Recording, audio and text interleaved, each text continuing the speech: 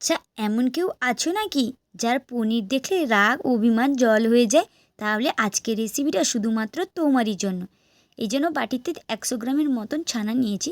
এছাড়াও নিয়েছি একটি থালার মধ্যে কালো সর্ষে, সাদা সর্ষে, এছাড়াও লঙ্কা এবং নারকেলগুলিকে কুচিয়ে নিয়েছি। এছাড়াও আপনারা পেস্টও করে নিতে পারেন। এরপর একটা বাগান থেকে কলা পাতা কেটে নিয়ে এসেছি। কলা পাতাটিকে একটু গ্যাসের মাধ্যমে আমি সেঁকে নিয়েছি এদিক ওদিক করে।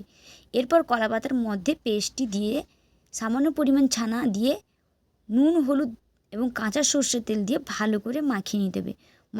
মাখাতে হবে প্রায় 5 মিনিট ধরে। যত মাখাবেন রেসিপিটি ততই খেতে সুন্দর লাগবে। এই জন্য মাখিয়ে নেওয়ার পর উপর থেকে কাঁচা সর্ষের তেল আমি ছড়িয়ে দিয়েছি।